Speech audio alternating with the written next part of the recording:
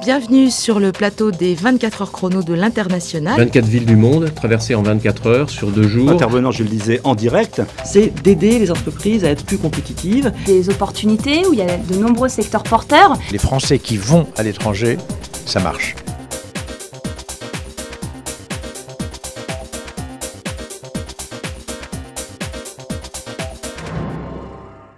Voilà, soyez les bienvenus. C'est donc parti pour cette 6e édition des 24 heures chrono sur le réseau de Mondissimo. Et je vous accueille dans les locaux de TV5 Monde à Paris pour cette opération, puisque naturellement TV5 Monde est sensible à cet effort qui est fait en vue de l'expatriation et du commerce international. Je reçois donc le président de ce Mondissimo, Henri Bazerque. Vous nous accueillez directement. Comment on va présenter cette 6e édition? C'est rodé maintenant. Mais dans un contexte qui est un peu difficile, celui de la crise.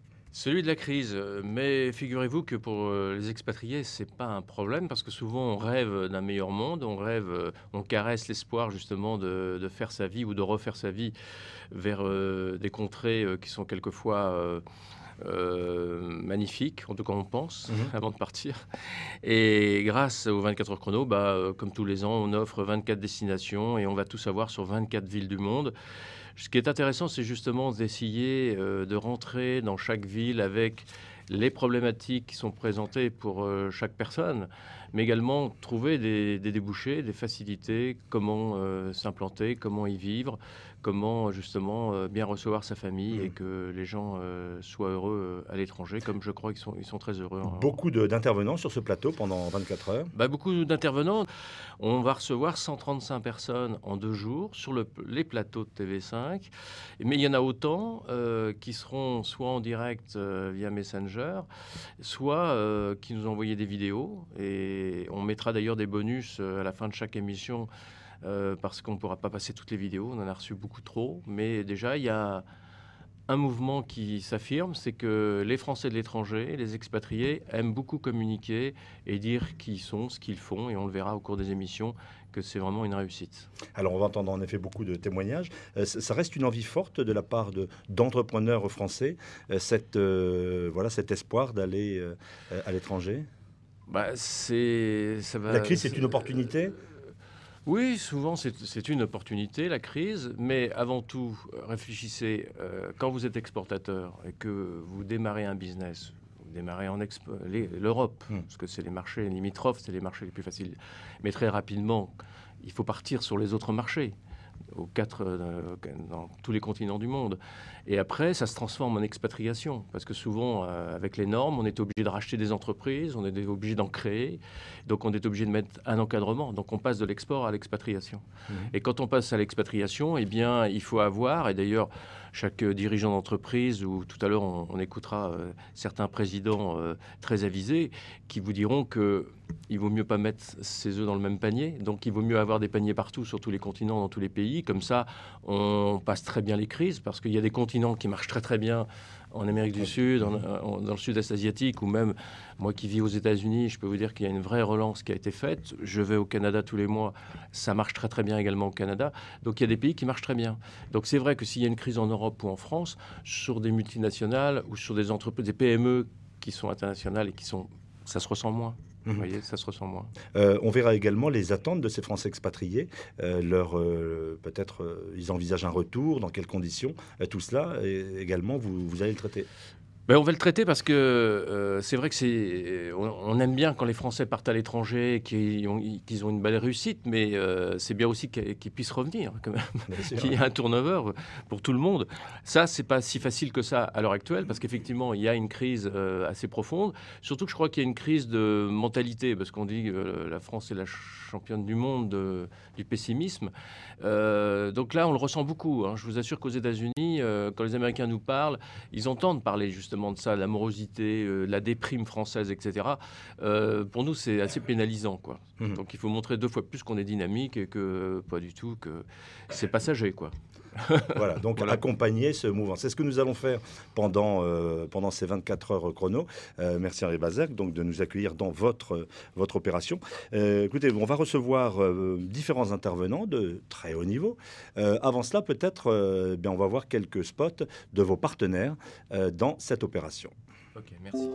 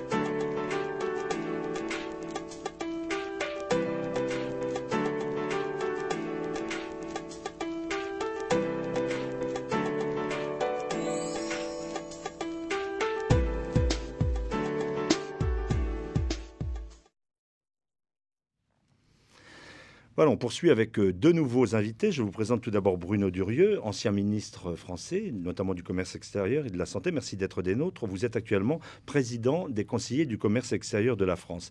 Et puis à vos côtés, Pierre-Antoine Gailly, qui est président de l'Union des chambres de commerce et d'industrie françaises à l'étranger, président de la Chambre de commerce internationale de Paris également. Donc deux regards acérés sur l'actualité, notamment du commerce extérieur, qui ne va pas très fort.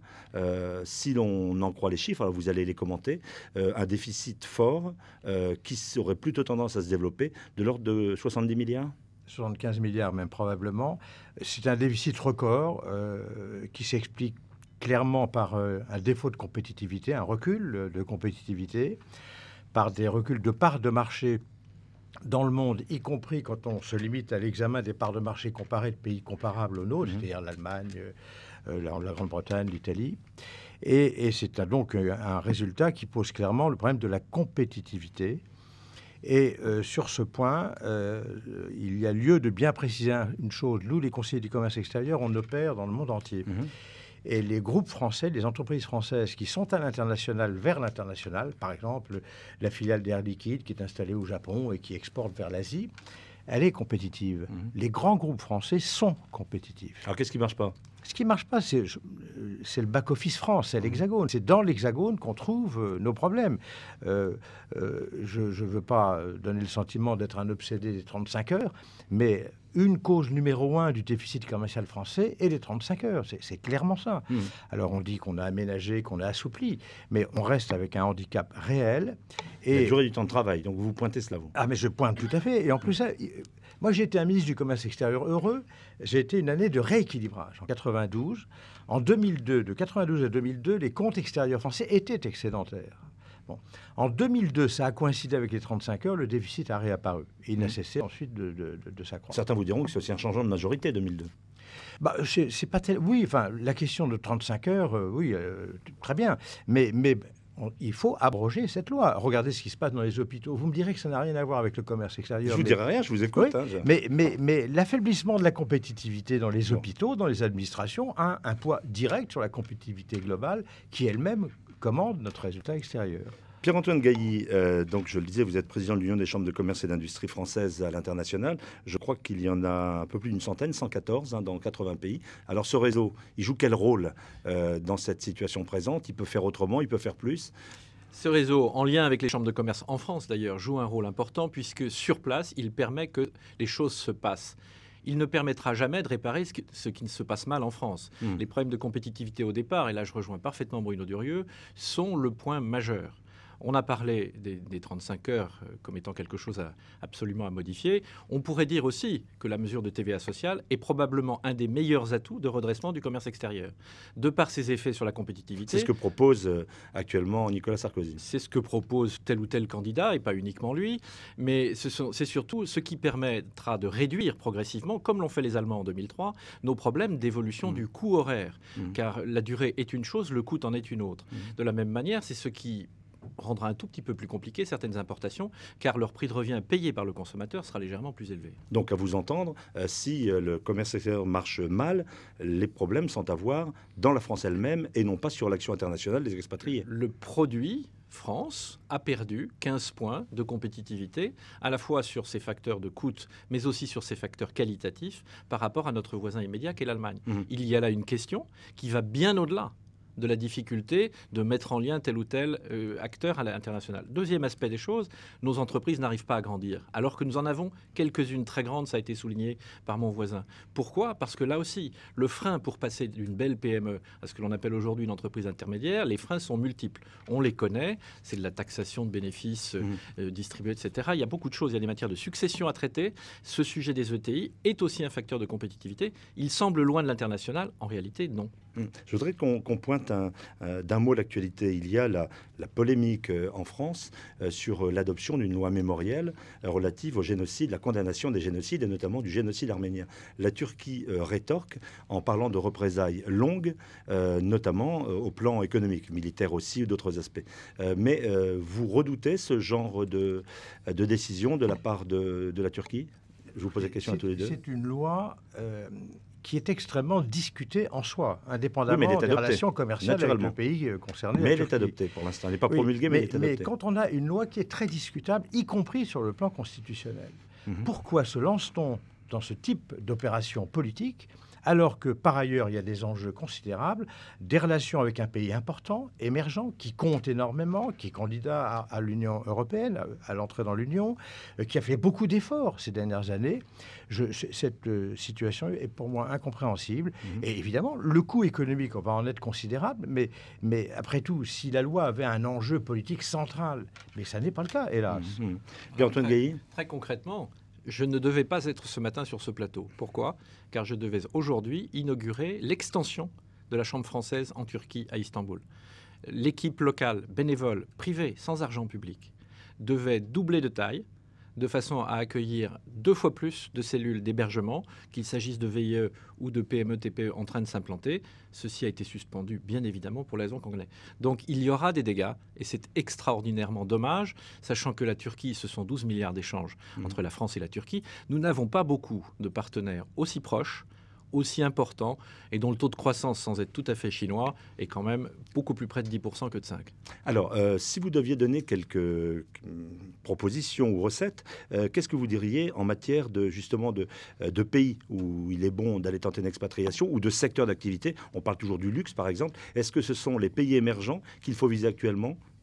Écoutez, la conjoncture mondiale est claire aujourd'hui. Les 2 pays où la croissance est la plus forte, les 2 continents même, c'est l'Amérique latine et l'Asie. L'Asie a une croissance qui se tasse un peu, mais reste à des niveaux très élevés et surtout représente un potentiel démographique et de marché absolument considérable. Mais l'Amérique latine aussi, il faut pas négliger. Et l'Afrique, j'ajoute l'Afrique. Maintenant, donc, c'est évidemment des pays sur lesquels il faut porter l'effort, mais là, je ne veux pas parler à la place d'un entrepreneur. Je crois qu'en fait, tous les pays, dès lors qu'ils présentent une opportunité, sont intéressants. Aller en Allemagne n'est pas sans intérêt, même en Italie.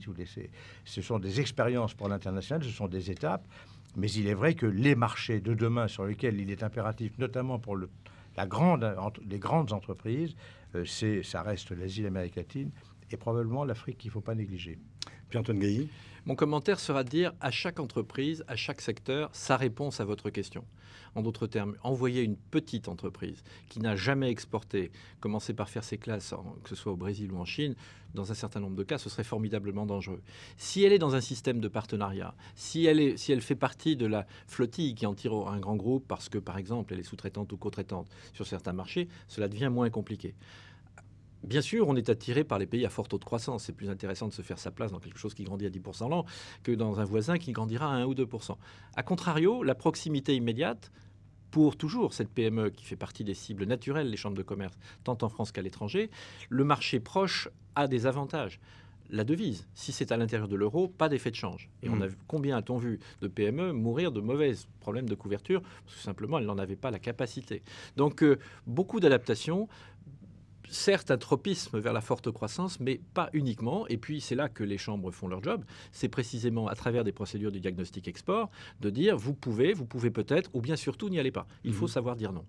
Est-ce que vous êtes écouté, entendu par les pouvoirs publics à propos de ce que vous préconisez, puisqu'on voit qu'il y a un trou qui est en train donc de se creuser encore. Est-ce que vous avez le sentiment que vous pourriez apporter, vous avez été ministre vous-même, qu'aujourd'hui les pouvoirs publics, de quelque couleur politique qu'ils soient ou qu'ils seraient, sont à l'écoute de votre expérience? Je pense que les pouvoirs publics connaissent les arguments, les faits qu'on peut présenter. Je pense qu'ils les comprennent et souvent qu'ils les partagent. Mais la difficulté, c'est la capacité politique. Je voudrais simplement prendre un exemple que Pierre-Antoine Gailly venait de signaler. Pour les PME, je pense que le problème numéro 1 des PME à l'export, nous faisons beaucoup d'efforts, Ubifrance en fait, les conseillers, les chambres de commerce, mais leur problème numéro 1, c'est leurs fonds propres. La vraie différence entre les PME allemandes et PME françaises, c'est leur capacité financière. Vous allez à l'international, il faut que vous ayez les reins solides. Le problème des fonds propres des PME en France, c'est largement le problème des successions que nous ne traitons pas comme les Allemands les traitent. Si vous faites une comparaison des conditions fiscales de la succession en Allemagne et en France, vous comprendrez, on comprend pourquoi les PME en France ont moins de capacité à l'international que les PME allemandes. Maintenant, aménager les successions pour les PME, eh bien, c'est très difficile pour des raisons politiques. La France, c'est la France. Et la question des inégalités, du partage revient périodiquement. Et en Allemagne, un patron qui réussit est estimé. En France, un patron qui réussit, on lui demande d'être discret ou d'être patient ou de payer des impôts. Alors oui, bien sûr, les pouvoirs publics sont conscients de ce qui se passe. La difficulté étant d'agir et d'agir ensemble. Et je dois dire qu'à ce niveau-là, la mise en place depuis 3-4 ans de dispositifs collectifs, dits de l'équipe de France de l'export, vont dans ce bon sens. Qu'il s'agisse d'actions en France, où les chambres de commerce sont reconnues comme une sorte de guichet à l'entrée, point d'entrée unique, et où à l'étranger, la répartition entre les différents acteurs, et notamment les chambres françaises à l'étranger, se passe de façon plus harmonieuse. Nous avons quelques puissants agents de livraison, que sont les CCEF, les conseillers du commerce extérieur, puisqu'en général, ils siègent dans les deux entités. Vous parliez de la crise et tout à l'heure de l'euro. La monnaie européenne est un handicap par rapport notamment au dollar, par rapport à d'autres marchés? Nous avons fait une enquête. Les conseillers ont fait une enquête sur ce point. Ça n'est pas un handicap. 80% des entreprises opérant à l'international déclarent que l'euro n'est pas un problème par définition. D'ailleurs, elles sont internationalisées. Mais plus intéressant, elles expliquent que lorsqu'elles sont dans un pays qui n'est plus la France pour installer des unités de production ou de services, ça n'est pas parce qu'elles recherchent des bas salaires ou parce qu'elles recherchent une monnaie avantageuse ou fuir la force de l'euro. C'est simplement pour être sur le marché où sont leurs fournisseurs et où sont leurs clients. Même réponse? Moi, je répondrais d'une boutade éminemment sérieuse. Posez la question aux Allemands. Et vous avez la réponse. Oui, c'est vrai que le commerce extérieur allemand marche extrêmement bien. Pourquoi cette différence? Classiquement, la France se compare à l'Allemagne. L'un réussit à l'export, l'autre non. 15 points d'écart de compétitivité sur 10 ans. La chose est claire. Cela a été écrit. Je tombais récemment sur les vœux envoyés par un économiste que chacun connaît, le 1er janvier 2007. Il les a republiés pour le 1er janvier 2012. Les chiffres ont quelque peu varié. L'argumentaire est intact. Bon, alors on regardera ça. On va poursuivre, mais avant cela, à nouveau, quelques partenaires de Mondissimo. Expatriés, exportateurs, DRH, votre télé enfin sur le net. Reportages, conseils, dossiers experts, dossiers pays, actualités sur news21.tv. Expatriés, exportateurs, DRH, connectez-vous sur news21.tv. Maintenant, vous pouvez voir votre interlocuteur même si des milliers de kilomètres vous séparent. Avec les conversations vidéo HD, aucun sourire, signe ou clin d'œil ne vous échappe. Plus besoin d'émoticônes. Avec Messenger 2011, vous n'avez jamais aussi bien gardé le contact.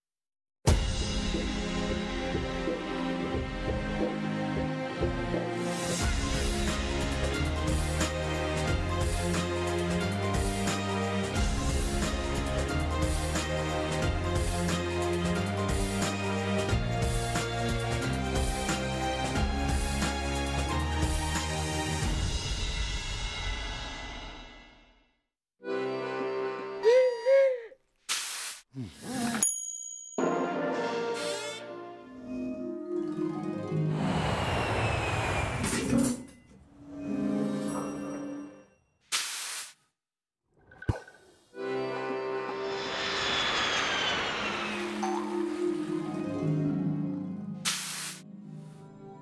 CFE, votre sécurité sociale jusqu'au bout du monde.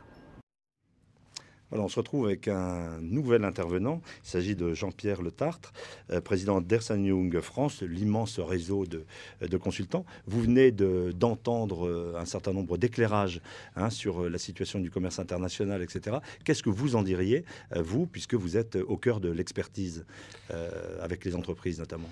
Écoutez, je suis d'abord tout à fait d'accord avec ce qui vient d'être dit. Pas de chance pour faire vivre un débat. Pas de chance. J'ai envie de rajouter quelque chose. Je pense que bien souvent, on oublie de dire que d'avoir des entreprises qui exportent, d'avoir des entreprises françaises qui se développent à l'international, qui même localisent une partie de leur activité à l'international, c'est une chance pour la France. Parce qu'au fond, ce qui manque à la France, c'est des entreprises avec des centres de décision en France, à Paris, dans les régions. Ce qui nous manque, c'est ces fameuses entreprises qui décident de leurs investissements et dont le pouvoir est en France. Et pour qu'elles restent en France, pour que ce centre de décision reste en France, elles doivent grandir, affronter les marchés, et donc elles doivent grandir. Et pour grandir, l'international est la voie. Comment vous les accompagnez? Vous êtes un réseau international, un réseau mondial. Quelle valeur ajoutée vous pouvez avoir, peut-être pas pour les grands groupes qui ont leur structure, encore que, mais peut-être pour les entreprises intermédiaires ou petites? Écoutez, on accompagne les deux, oui, les grands groupes et ces entreprises intermédiaires et PME. Le point, c'est que, au fond, quand un chef d'entreprise a besoin d'un service, il peut aller dans un de nos bureaux, un chef d'entreprise français, un de nos bureaux en France, à Paris, et on lui offre les possibilités de notre réseau. Donc, c'est le point d'entrée à un réseau de 150 000 personnes qui peut leur apporter donc des services, des conseils pour l'aider dans son développement. Et on a ajouté à ça un réseau à l'intérieur de ce réseau de Français qui sont implantés dans 29 villes. Et qui accompagne en fin de compte l'entreprise à l'intérieur de ce pays et avec les professionnels du pays concerné. Ce qu'on pense, si vous voulez, c'est qu'il faut bien faire un point, c'est que la globalisation, c'est pas l'uniformisation. Il faut accepter les différences culturelles, même s'en enrichir. Et on pense que c'est bien qu'il y ait quelques Français dans chacun de ces pays, 29 villes à travers le monde, qui puissent accompagner les chefs d'entreprise français à se développer, parce que ça les aide aussi à intégrer ce nouveau pays. Sur la raison de ce déficit de cette année, le commerce extérieur, entre 70 et même, vous disiez, 75 milliards, votre diagnostic à vous, manque de compétitivité, vous parliez des 35 heures, dont on pensait pourtant que d'année en année, elles avaient été vidées d'une partie de leur substance. Écoutez, oui, je pense qu'il n'y a pas de... c'est une raison essentielle. Je pense qu'il faut en ajouter, on peut en ajouter quelques autres. Il y a une autre qui est l'accompagnement des grandes entreprises pour aider les plus petites à s'implanter à l'étranger. Donc il y a le parrainage en fait des grandes entreprises pour aider les PME à aller à l'étranger. C'est un vecteur qui est souvent une différence aussi qu'on cite souvent avec l'Allemagne. J'ai envie de dire aussi, si je puis me permettre, il y a aussi une question un peu culturelle. Les Français ne sont pas non plus très très ouverts. Vous savez, ne serait-ce que la langue anglaise, qui est un sujet qu'on cite souvent, on parle un peu moins bien l'anglais en France qu'à l'étranger, même si c'est de moins en moins vrai. On n'est pas très ouvert sur l'international, donc il y a une question aussi culturelle qui est importante, qui change, mais qui ne change peut-être pas assez vite. Bruno Durieux, les Français sont trop casaniers? Heureux comme Dieu en France, je crois que c'est mais... Goethe qui a dit ça. Alors, oui, c'est un Allemand qui le disait, c'est intéressant, un Rhénan. Et oui, on est tellement bien en France qu'on est moins stimulé que si on est anglais dans le brouillard ou en Allemagne quand il fait très froid du côté de la Prusse. Non, mais ceci dit, je pense que ça compte un peu quand même. Oui, ça compte. Ça compte. Mais je voudrais effectivement dire que je suis entièrement d'accord avec la question de la manière dont les entreprises françaises se déploient à l'international. L'Allemagne est réputée chasser en meute, je crois que c'est vrai, et en meute, comment dire, fonctionnelle, c'est-à-dire qu'il y a le premier contracteur, le détenteur principal du contrat, et puis d'autres sous-contractants qui l'emmènent avec lui, sur le front de l'export. En France, ça se fait différemment, ça se fait moins d'abord. Et deuxièmement, les PME sont plutôt des sous-traitants en France et n'apparaissent pas, moi j'ai beaucoup d'exemples, directement à l'export. Donc elles n'ont pas l'expérience du marché étranger sur lequel on discute en anglais, dans des conditions juridiques ou d'affaires qui sont différentes des nôtres. Excusez-moi, il y a quand même des structures. On a parlé par exemple des équipes de France, de l'export. Alors nous-mêmes, les conseillers du commerce extérieur, c'est une de nos missions principales. D'ailleurs, Pierre Lelouch va nous relancer là-dessus, il a raison. Ce que nous souhaitons, ce que nous faisons, c'est du parrainage. C'est-à-dire que les chambres de commerce, la plupart du temps, nous proposent dans les régions des PME qu'elles ont repérées avec un potentiel international. Elles nous les transmettent, si on peut dire, enfin on les met en contact, et nous disons qu'il y a quelque chose à faire, et on les coach, on les accompagne, on les prépare, on fait un diagnostic. Ensuite, comme nous sommes un réseau mondial, si nous sommes par exemple en Poitou-Charentes, mais que c'est une PME dont on sent qu'elle a un marché intéressant pour la Corée, nous appelons la section de Corée, et nous mettons en relation cette PME, non seulement avec notre section, notre comité du Poitou-Charentes, mais les conseillers du commerce extérieur de Corée. Oui, c'est une approche donc extrêmement empirique, pratique, et qui fonctionne et que nous souhaiterions étendre. Pierre-Antoine Gailly, si on regarde je veux dire, de l'autre côté, la France est un modèle intéressant pour attirer les entreprises du monde entier. Vous êtes, je le disais, président de la Chambre de commerce internationale de Paris. Elle est attractive, la France, en dépit peut-être du manque de compétitivité dont parlait tout à l'heure Bruno Durieux. Alors, la France est attractive. Ce qui est intéressant, c'est de voir pourquoi Paris et notamment l'Île-de-France sont attractifs. La formation, les infrastructures, même si le métro du Grand Paris devra arriver le plus vite possible pour qu'on ne prenne pas de retard, et puis un certain nombre d'équipements, notamment en matière de congrès et de salons. La formation est, par rapport à ce que viennent d'évoquer mes deux partenaires dans ce débat, un point intéressant, car sans doute parlait-on mal l'anglais pour certains dans ma génération, mais aujourd'hui, vous n'avez plus un jeune qui sortent d'une école de commerce ou d'ailleurs, sans avoir une langue, voire deux, et sans avoir, chose beaucoup plus importante, passé 6 mois ou plus à l'étranger, et sans espérer éventuellement faire un VIE. Je prolonge le dispositif.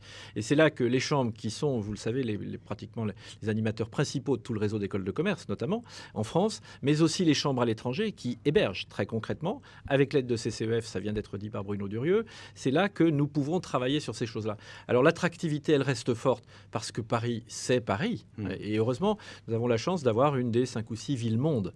Mais si nous n'y prêtons pas garde, et notamment en matière de compétitivité, on pourrait aussi dire de sécurité de la loi, de sécurité de la fiscalité, de continuité dans le temps sur tous ces domaines, nous pourrions avoir de mauvaises surprises, car en Europe même, Londres ne reste pas inactif, et puis on voit pointer Berlin ou Barcelone, ce qui est plus récent.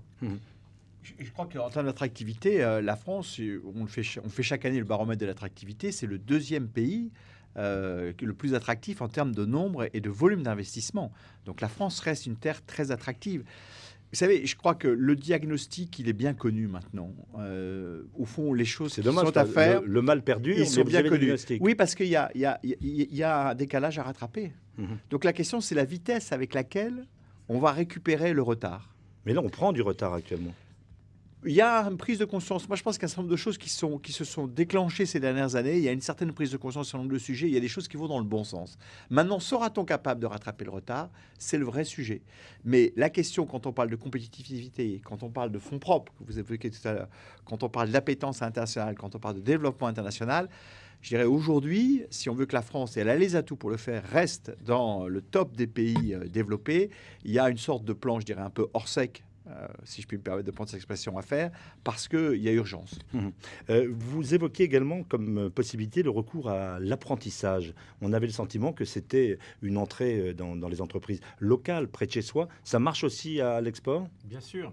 Alors là, c'est un domaine où, encore une fois, les chambres de commerce en France sont particulièrement expertes. Paris forme plus de 4300 apprentis tous les ans. Si vous raisonnez sur l'Île-de-France, on dépasse de très très loin les 10 000. Il y a des apprentis dans des écoles de commerce, citons le SCP Europe, mais aussi les SEC, et qui peuvent parfaitement exercer, si je puis dire, leur contrat. Puisque rappelons que l'apprentissage, c'est pas simplement d'apprendre, c'est aussi le premier contrat de travail. C'est une relation de salarié avec la maison chez qui vous êtes apprenti. Et donc, il y a tout à fait la possibilité d'exercer cela dans le domaine de l'international. L'international compris dans les deux sens, vers l'extérieur, et aussi dans le sens inverse, comme on dit très souvent, de façon à ce que les échanges se fassent des deux côtés. Je voudrais vous demander, on est dans un contexte préélectoral actuellement en France. Je ne veux pas vous demander de commenter les programmes. D'ailleurs, on ne les a pas tous. Mais on entend peu de choses sur cette dimension-là, c'est-à-dire l'approche internationale du commerce, de l'économie. Vous n'avez pas ce sentiment? Beaucoup parler de démondialisation. par quelqu'un qui n'est plus candidat. Un socialiste. Oui, on n'est pas malheureux. Et puis, on entend également parler de protectionnisme par une personne qui est encore candidate. Et je crois qu'un de nos devoirs en 2012, ce sera précisément de réaffirmer des choses absolument élémentaires, comme le niveau de vie en France dépend de notre succès à l'international. L'emploi en France dépend de notre succès international. Les entreprises françaises qui opèrent à l'international contribuent à accroître le solde extérieur. On ne le sait pas. Elles achètent 2 fois plus de France que ce qu'elles exportent vers la France. La contribution des entreprises françaises internationalisées est positive au commerce extérieur, à l'emploi et au niveau de vie. Alors, il faut le rappeler parce que on entend plutôt le discours des mondialisateurs et qui est une absurdité entre nous. Et puis protectionniste, qui lui est plus dangereux parce qu'il parle plus immédiatement. Quand on parle d'élever les droits de douane, par exemple, comment vous réagissez? Écoutez, sur ces affaires politiques, il n'est pas d'exemple dans l'histoire d'un pays qui puisse être fort au plan mondial, être souverain sur ses choix et ses décisions, s'il n'est pas largement ouvert sur l'étranger. Et tout pays qui se referme s'affaiblit. C'est l'usage constant, ou bien on va vers des extrêmes que l'on appelle la guerre. Mais si l'on exclut ces cas extrêmes, c'est un usage constant sur plus de 100 ans que d'observer que plus un pays rayonne, est ouvert, avec des garde-fous, avec des règles, avec un certain nombre de règles du jeu, comme disent les anglo-saxons. Et à ce moment-là, la question de sa souveraineté n'a plus besoin de se proclamer. Elle se voit, elle se fait, elle se vit. Donc vous diriez qu'aujourd'hui, la règle du jeu est loyale entre la France et les autres les pays avec qui elle travaille, la Chine ou d'autres pays. Je dirais que ça n'est pas en se plaignant des règles du jeu que l'on améliore la performance de l'équipe. J'ai fait pratiquer un certain nombre de sports quand j'étais plus jeune. Ça n'a jamais été le cas. On peut critiquer l'arbitre, mais ça ne sert pas à grand-chose. Qu'est-ce que vous en diriez, vous? Je pense que l'OMC est un organisme dont je regrette d'ailleurs qu'il soit un peu en panne en ce moment, mais qui a un organisme en son sein qui est le règlement des différends, qui fonctionne. Je pense que par moment, la politique extérieure commune de l'Union européenne pêche par purisme, disons, comme dans le domaine environnemental. Et là, on a l'impression que l'Europe... Mais je ne pense pas que ce soit un fait tel que ça explique nos difficultés. Oui, je suis d'accord bien sûr avec ce qui a été dit. Je pense c'est l'Europe qui doit jouer son rôle. L'Europe a été un peu trop dogmatique sur des questions de libre concurrence. Je pense qu'il y a des sujets à revoir sur cette question-là. L'Europe, elle avait deux dogmes, c'est la libre concurrence et la lutte contre l'inflation. Bon, c'est des dogmes qui peuvent s'adapter aussi aux conditions économiques. Peut-être que là, il y a une réflexion sur ce sujet-là. Deuxième point, voyons bien qu'en France, on a des leaders mondiaux, et pas que dans le luxe, dans l'énergie, dans l'environnement, dans le transport, ce qui est tout à fait exceptionnel par rapport à la taille de notre pays. Et ces leaders mondiaux, ils le sont parce qu'ils ont justement été et se sont développés à l'international. Et aujourd'hui, c'est une force exceptionnelle de la France. Merci, on va poursuivre avec d'autres aspects dans ce 24 heures chrono. Voici les messages d'autres partenaires de Mondissimo.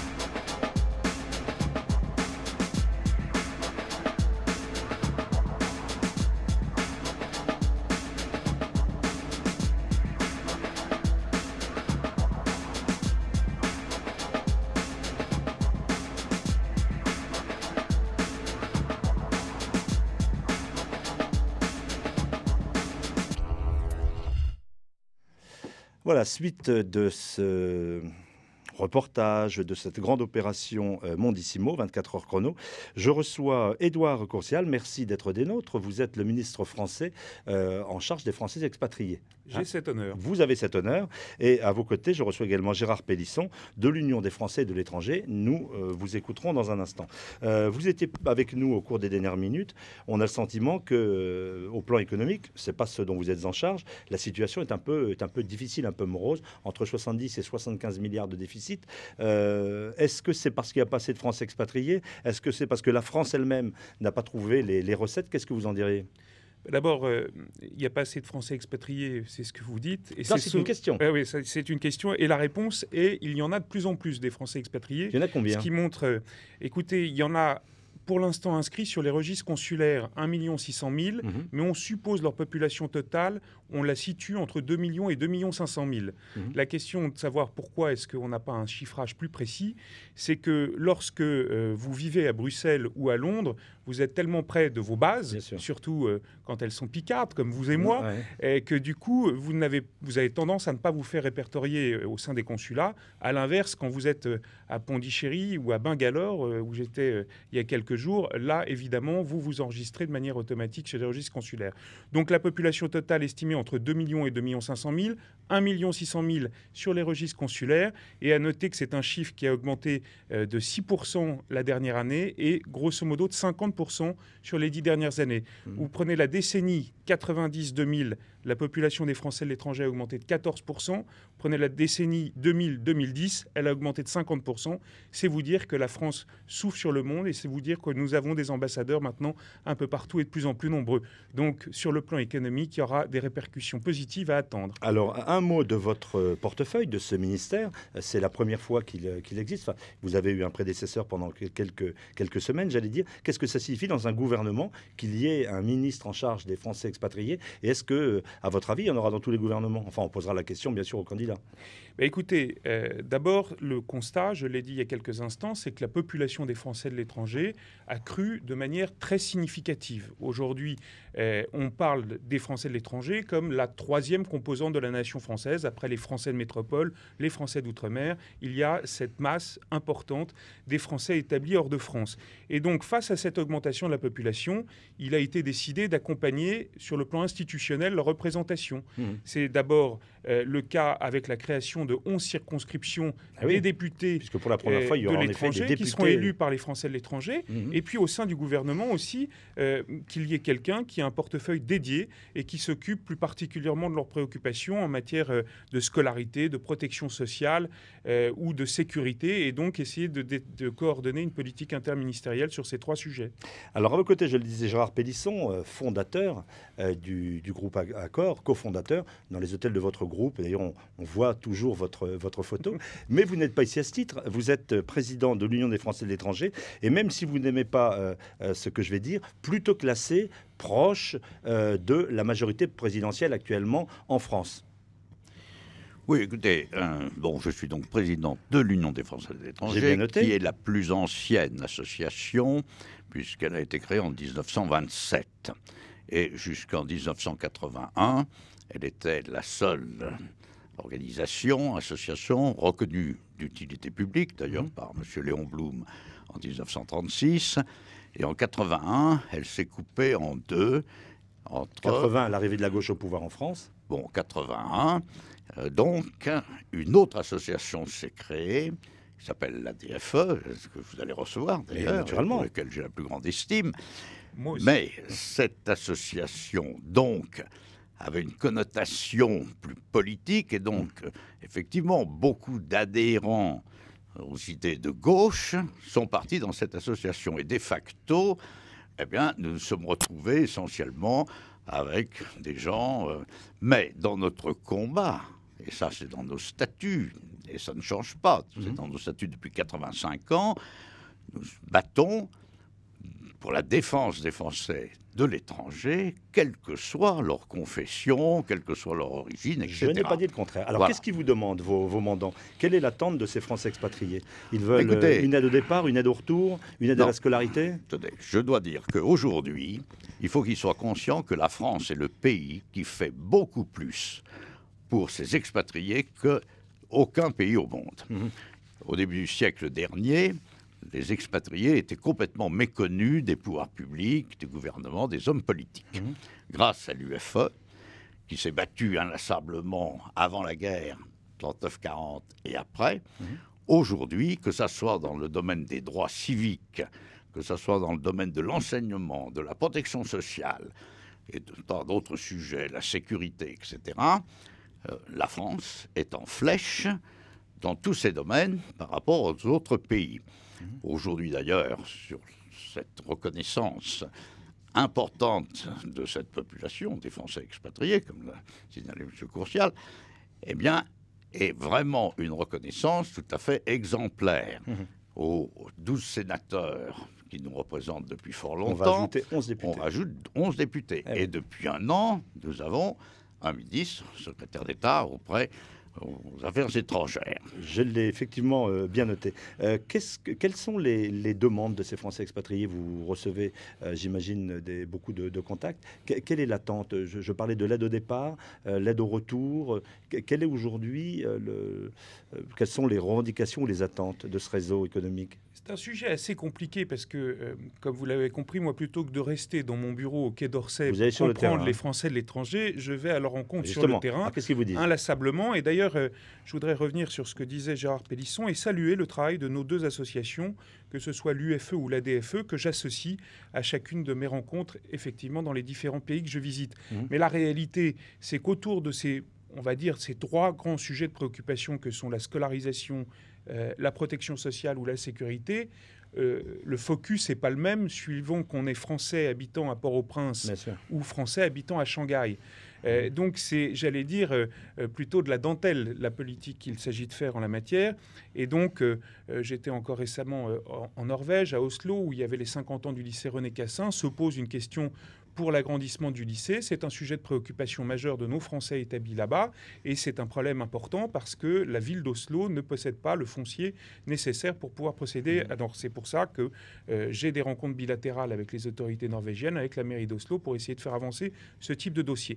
Mais si on doit dégager un ou deux grands sujets de préoccupation communs qui reviennent de manière régulière, il y a celui de la simplification administrative dans leurs relations avec l'administration, avec nos services consulaires, avec en particulier aussi les certificats de vie à produire. Et on est tous, quelles que soient nos convictions politiques, à mener ce combat-là. Et puis, il y a celui de la scolarisation. La scolarisation, comme le dit Gérard Pélisson à l'instant, quand il dit que la France est le pays qui en fait le plus pour ses concitoyens établis hors de ses frontières, si on doit citer un marqueur de cette phrase, c'est probablement le réseau scolaire à l'étranger. La France est le pays au monde qui a le plus grand réseau scolaire à l'étranger. 480 établissements dans 130 pays. Je voudrais vous demander à l'un et à l'autre, sur un plateau précédent, l'un des intervenants disait qu'il y avait un problème culturel. Les Français, notamment les jeunes Français, sont moins tentés que d'autres, en tout cas par l'exportation, par l'international. Est-ce que vous êtes d'accord avec cela? Non, c'était vrai dans le passé. Aujourd'hui, il est clair, d'ailleurs, comme l'a signalé M. le ministre, 50% de progression en 10 ans, c'est considérable. Aujourd'hui, de toute évidence, que ce soit dans les grandes entreprises ou que ce soit même dans l'université, il y a une demande considérable pour les Français de connaître l'international, de partir à l'international, que ce soit pour des stages, que ce soit pour des emplois. Et ça, c'est une demande qui va croissante de façon très importante. Bien sûr, il y a un problème culturel. Globalement, on est bien en France. Les Français, contrairement à ce qu'on pense, sont plutôt mieux que dans beaucoup d'autres pays. Donc, il y a une certaine réticence, d'ailleurs, à partir. D'ailleurs, parmi les problèmes que se posent nos compatriotes à l'étranger, le retour est un problème. Quand ils veulent, les problèmes de laisser de la famille dans l'Hexagone alors qu'on est à 10 000 kilomètres, c'est un problème pour s'occuper de ces personnes. Bon, nos associations, et l'UFE en particulier, est très présente sur le terrain pour contribuer à faire ce lien entre ce qui se passe dans l'Hexagone et leur vie d'expatriés. Donc, si vous voulez, nous travaillons bien sûr, et nous sommes heureux d'avoir des députés qui s'ajoutent à nos sénateurs. Je pense que M. le ministre, mais également ses députés, auront besoin des conseillers élus, puisqu'il y en a 155 qui représentent les Français de l'étranger, à l'Assemblée des Français de l'étranger, mais aussi les associations, pour s'appuyer sur eux, pour savoir exactement ce qui se passe et quels sont les domaines dans lesquels on peut intervenir utilement en leur faveur. Les Français établis hors de France ont la règle du jeu pour participer à ces élections. Vous avez des retours, ils sont mobilisés? Ils sont plus que mobilisés si l'on en juge les inscriptions sur les listes électorales consulaires. Juste là encore quelques chiffres. Et dans l'attente de la réunion de la commission qui va valider définitivement ces listes fin février, mais d'ores et déjà, le pointage monte qu'il y a à peu près 1 150 000 Français à l'étranger qui se sont inscrits sur les listes électorales consulaires. Un chiffre à mettre au regard de ce qu'il était en 2007, 800 000 à peu près. Il a augmenté donc de 30%.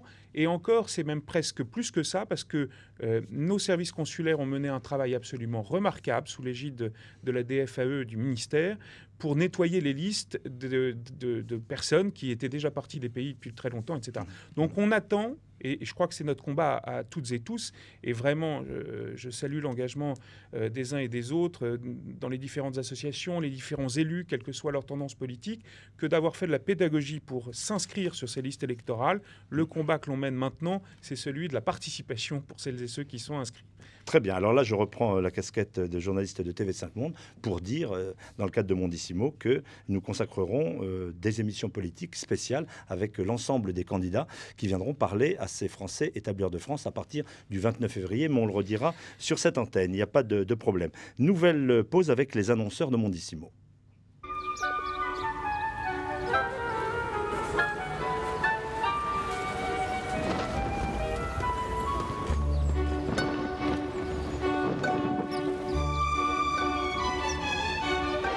Découvrez un monde d'opportunités avec HSBC, votre banque partout dans le monde.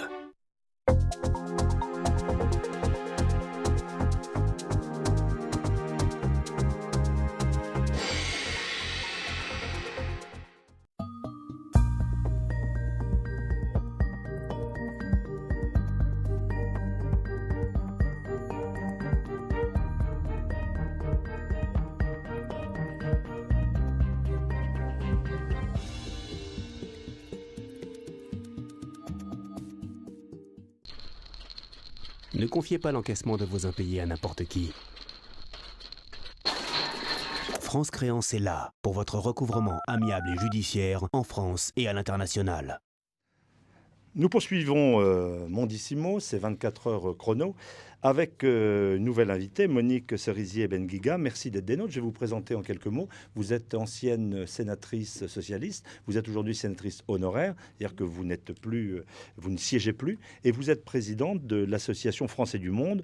Je parlais tout à l'heure avec le président Pélissier de l'UFE, plutôt marqué proche dans la sensibilité disons de la droite, de la majorité présidentielle en France. On peut dire que Français du Monde a plutôt un engagement pour l'opposition, c'est-à-dire pour la gauche dans son ensemble. Ce n'est pas exactement dans ces termes que ça se sûr, présente. Vous simplifiez. Français du Monde ADFE est une association civique qui est clairement ancrée dans des valeurs de gauche, mais qui n'est inféodée à aucun parti politique. Je n'ai à nouveau pas dit le contraire. Merci d'être des nôtres. Vous travaillez ensemble, Monsieur le Ministre, avec toutes les associations, bien sûr? Oui, bien sûr. On travaille ensemble, comme je l'ai dit il y a quelques instants, lors de mes déplacements à l'étranger, j'ai vraiment à cœur d'associer l'ensemble des associations, et en particulier celles-ci qui sont absolument remarquables, que ce soit Français du Monde ADFE ou l'UFE, et les différents conseillers élus à l'Assemblée des Français de l'étranger, les différents sénateurs, quelles que soient les convictions politiques. Il y a un combat, il y a beaucoup de combats qu'on mène en commun, et c'est pour ça d'ailleurs que régulièrement je visite l'Assemblée des Français de l'étranger aussi. J'ai pu le faire devant son bureau mi-décembre. Donc la réponse à votre question, on travaille ensemble. Très bien. Alors Monique Cerisier-Benguiga, on s'interroge sur au fond l'envie, l'appétence des Français à aller travailler hors des frontières. Qu'est-ce que vous diriez, vous, en regardant votre association? Écoutez, moi j'ai une longue expérience de l'expatriation puisque j'ai vécu à l'étranger depuis 1969. Bon. Les Français de l'étranger, les Français aujourd'hui partent beaucoup plus volontiers à l'étranger que dans ma génération. Les jeunes partent pour plusieurs raisons. On a vu un gros flux dans les années 93-95 qui correspondait à la première grosse crise économique. Nous avons un flux important actuellement. Les jeunes qui sont écartés de l'emploi, quel que soit leur diplôme, aujourd'hui en France, cherchent leur chance à l'étranger, en individuel, sans filet, avec tous les risques, mais ils partent. Et il y a un milieu qui part particulièrement, ce sont les jeunes issus de la diversité. Parce que eux, ils sont doublement, triplement exclus de l'emploi. Et j'ai un exemple tout à fait significatif, ancien, mais qui explique bien le phénomène. Un jeune diplômé de Sciences Po, issu d'une famille franco-algérienne, en 1993-95, avec son doctorat d'économie, ne trouve pas de travail en France, part aux États-Unis, se fait une situation, alors qu'en France, il trouvait du travail chez Darty, et de retour en France maintenant, il est membre du conseil de surveillance de Vivendi. Donc c'est une belle réussite. Avec son nom arabe et son accent de banlieue, jamais il ne serait devenu membre du conseil de surveillance de Vivendi s'il n'y avait pas eu le détour par les États-Unis. Je vois le secrétaire d'État, Édouard Courcial, non, mais réagir. c'est peut-être vrai. Il y a peut-être des histoires individuelles comme celle-ci. Je crois qu'elles ne peuvent pas résumer à elles seules l'ensemble du mouvement auquel on assiste, qui est un mouvement à l'expatriation qui a augmenté de 50% depuis 10 ans. Et honnêtement, les rencontres que j'ai sur le terrain me montrent qu'il y a un changement d'esprit, pour répondre à votre question, en particulier chez les jeunes, une ouverture au monde, et c'est heureux pour notre pays, qui font que voilà, ils veulent aller à la rencontre d'autres pays, d'autres cultures, et s'appuyer sur leur expérience professionnelle pour le faire. Et je trouve que c'est heureux. Alors, comment accélérer le mouvement? Parce que c'était aussi un peu votre question, et c'était d'ailleurs le sujet de votre plateau précédent. On parlait de la scolarisation et du fait que la France est le pays au monde qui en fait le plus pour la scolarité de ses ressortissants à l'étranger. C'est le cas avec ses 480 établissements, dont à peu près 380 dans le réseau de l'AEFE, et une présence dans 130 pays où ces lycées sont réputés pour leur excellence, et je crois qu'on est tous d'accord, partout où on va. Ouais, bah, c'est dire, c'est grâce à vous alors. Mais grosso modo, ce que je voulais dire, c'est que deux choses. L'aide à la scolarisation, et en particulier la mise en place de la prise en charge, a permis de lever un frein pour l'implantation de nos PME à l'étranger. Je suis convaincu de ça, au sens où nous avions des PME qui n'avaient pas les moyens, à la différence de grands groupes, de payer la scolarité des enfants de leurs expatriés à l'étranger, et qui, du coup, ne trouvaient pas de candidats à l'expatriation. Le fait d'arriver et de se lancer dans une gratuité universelle, même si ça prend du temps, même si ce n'est pas aussi facile qu'on peut le... D'ailleurs, Nicolas Sarkozy l'avait annoncé sur le plateau de TV5 Monde il y a 5 ans. Eh ben voilà, et il l'a redit dans ses vœux aux Français de l'étranger à Madrid lundi, où je l'accompagnais. Mais donc, la mise en place de l'APEC a permis, si vous voulez, de lever un frein important pour l'implantation de ces PME à l'étranger. Deuxième point aussi, sur ce réseau scolaire, c'est que ce réseau scolaire, il accueille chaque jour dans le monde 300 000 élèves, dont seulement 100 000 Français. Ça veut dire qu'on a 200 000 étrangers qui fréquentent nos lycées chaque jour et qui, par là même, créent un lien défectible avec notre pays, ce qui est un réseau, et je voudrais qu'avec la directrice de l'AEFE, on travaille là-dessus, avec le directeur du Bifrance, nous avons évoqué aussi le sujet, de mettre en réseau tous ces anciens élèves qui ont cette attache particulière avec notre pays et qui sont autant de points d'ancrage pour faciliter les échanges commerciaux et les implantations économiques de nos entreprises. Je voulais réagir. Je me souviens bien que je n'anime pas un plateau politique. On parle d'économie, de l'export. Alors, les PME ne voient pas beaucoup leur sort changer du fait de la PEC. C'est assez illusoire.